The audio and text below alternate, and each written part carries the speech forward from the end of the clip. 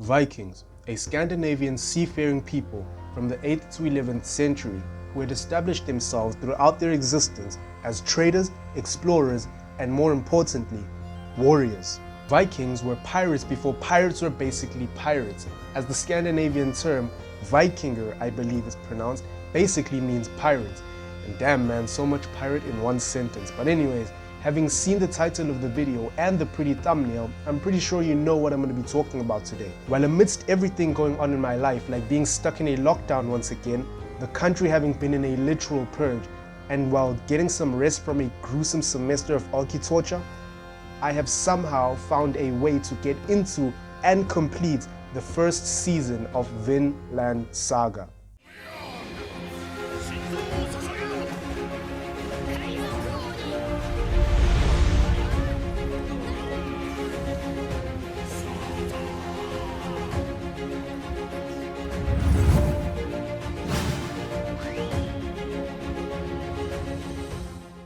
For those of you who know, and for those of you who don't know, Vinland Saga is a seinen series created by Makoto Yukimura, and we follow the main character Thorfinn, who is the son of one of the greatest Viking warriors in the story, Thor's Snorrenson, who is better known as Thor's the Troll. Unfortunately, and this is no spoiler, he is killed by the mercenary Askeladd, which, as you guessed, sets Thorfinn on the path of revenge. Vinland Saga is a historical series and has been inspired by historical events from the Viking Age and the wars between Scandinavian Vikings and the Englishmen.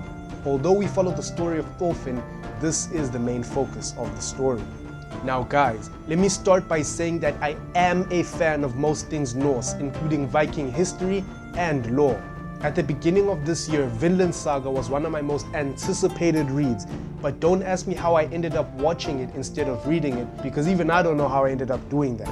I had heard a lot of great things about Vinland Saga, and naturally this increased my expectations, and the fact that it is seinen made me all the more excited. Now when people talk about the big three of seinen, I often hear it mentioned alongside the two beasts that are Berserk and Vagabond, or rather, it's Berserk, Vagabond, and Goodnight Pun Pun, or Vinland Saga, and honestly man, I don't know why it's in that conversation.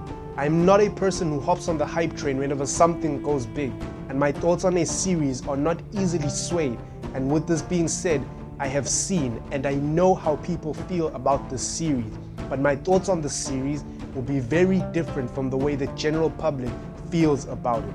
And remember that everything I have to say about the series is based purely on its first season. I mentioned that I do like Viking history and lore, so naturally you'd expect me to love Vinland Saga just because of that. But man, truth be told, I did not enjoy the first season overall. I found it really hard to get through the first 3 quarters of this show before its last quarter that kind of made me want to watch season 2. Now before you go on about, oh you didn't understand this, or oh you didn't understand that, alright, chill. I probably did, and as I said, I probably just didn't enjoy it. The story of Vinland Saga is alright from what I have seen, but it does offer a side of history that I haven't seen being portrayed yet as a story in anime. Thorfinn's motivation in this prologue is nothing we haven't seen through other characters before. Revenge is quite prevalent in anime and manga and is often done in the same way, although I will say that Vinland Saga does it a bit differently. The twist of Thorfinn basically spending his adolescent years with and being raised by the killer of his father was something I found very interesting. After all, they do say that you should keep your friends close, but your enemies closer, and Thorfinn took this quite literally, man. Thorfinn lets his point be known that he is only there because someday he hopes to defeat Askeladd in a duel. Talking about Thorfinn, it was pretty much straightforward that this kid was not in any way going to have a normal childhood and was going to have it rough growing up as he was surrounded by Vikings. Let me remind you that although stories seem to make Vikings look like some mighty heroes, I assure you that this was pretty much not the case. We're talking about a group of people here who took what they wanted and would not hesitate to kill anyone. This naturally included children, for whatever it is they wanted or believed in. And guess what? These people absolutely did not fear death, as they welcomed it, believing that only warriors will enter Valhalla. A child growing up around such people is obviously going to have problems growing up, as seen through some of Thorfinn's actions. However, I will say that Vinland Saga didn't really give me anything to look forward to story-wise, besides the battle for the crown. Okay, wait, what I mean is that, you know what, I'll just save it for when I talk about Thorfinn. Despite Vinland Saga having a very slow start and taking nearly 3 quarters to get me interested story-wise, I will admit that it does have some very great characters. And no, I'm not talking about Thorfinn, but rather I'd like to talk about 2 good characters, 1 interesting one, and your guys' main character. By now you know how this segment of my reviews work. I go over a character briefly and give you something to look forward to about that character should you decide to pick this series up. Let's start this off with a very interesting character of Thorkell the Tall, or rather according to history, Thorkell the High, who in the anime is voiced by one of my favorite Japanese voice actors, Akio Otsuka, who is most famous for voicing Blackbeard from One Piece and All for One from My Hero Academia. I mean, dude, just listen to this Blackbeard perfection. 海賊が夢を見る時代が終わるって？おい！なんだ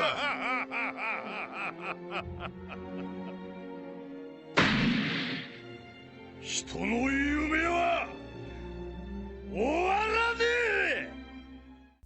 It is just simply amazing. Thorkell in most people's eyes is a meathead, and all he does is eat, drink and fight. Doesn't sound like such an interesting character when I say that, right? But what if I told you that that is why he is so interesting and why he is important in showing us that their culture still exists, even though it is slowly but surely fading away. Thorkell is the embodiment of a stereotypical Viking, holding closest to him his pride as a warrior. After a certain reveal within the story, I look forward to the role that he will play in the story from here on out. One of the 2 great characters from season 1, in my opinion, is Canute, who is also a historical figure who in back in the day was known as Canute the Great. Canute for me is interesting not only because we have an idea as to how his character arc will go thanks to history, but because of the direction he is heading in story-wise. He is the perfect example of a baby bird that is leaving its nest and learning to fly all on its own, and I hope that makes sense. But anyways, Canute is a character who is similar to Thorfinn, or rather I'd say similarly opposite, if that even makes sense. Interactions between the 2, and by 2 I mean Thorfinn and Canute, are always given special attention, and I believe that it is with great reason that this is being done. And now onto your guys' main character, Thorfinn. Thorfinn for me is not a main character I can roll with, and I say this based on the stuff from season 1, and because of how his story goes. I already told you that he is on the path of revenge and lives to avenge his father as far as you and I know. With this being his main drive for the whole of the first season, coupled together with basically being raised by Vikings he doesn't even like, this leads to Thorfinn not doing much in the first season besides looking cool, being disrespectful, grunting and fighting. He does close to nothing in terms of pushing the story forward, and yes, I know that this was only the prologue, but even if it is, I'd like a hint of something that lets me know our main character is important to the story in some way. I'm sorry, but just because a character looks cool and puts on amazing fights doesn't mean that I will like them.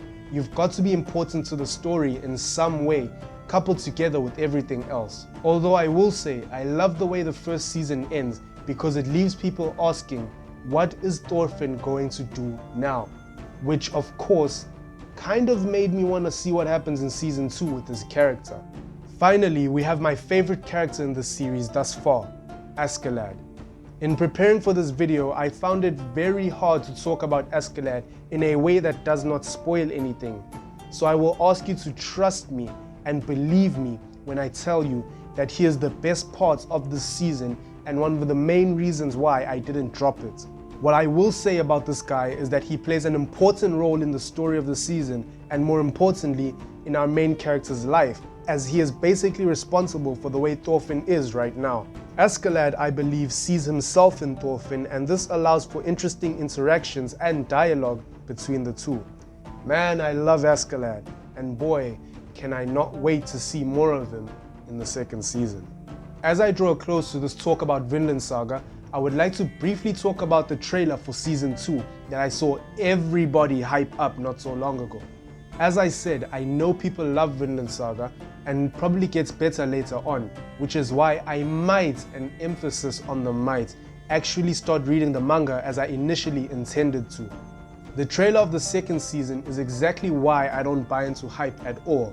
I believe that it may have been hyped mainly because manga readers know what the second season entails, or because people actually miss Vinland Saga, as I heard that this season is way overdue. But as an anime only who watched the trailer, I was confused as to why it was getting so much hype, because literally everything there were scenes from the first season. I may have been the only one, but the trailer itself was not hype. But what I will say is that it did have great music. Oh, and by the way, Vinland Saga has some really nice soundtracks composed by Yutaka Yamada, and I enjoyed them throughout the course of the season. With that being said, I hope Season 2 brings a lot more to the table, story and character-wise, as I do really want to know what makes this series great and hopefully someday praise it, as I am not a person who likes talking badly about someone else's work. I've been Blitz, and I'd like to thank those of you that made it this far into the video. We appreciate the support in any way, shape or form. Be it liking, disliking, commenting or sharing. You can follow me on Twitter at SeinenBlitz to discuss anything and everything anime and manga related. But until then, have a damn great day, and Mist, you know what you always say.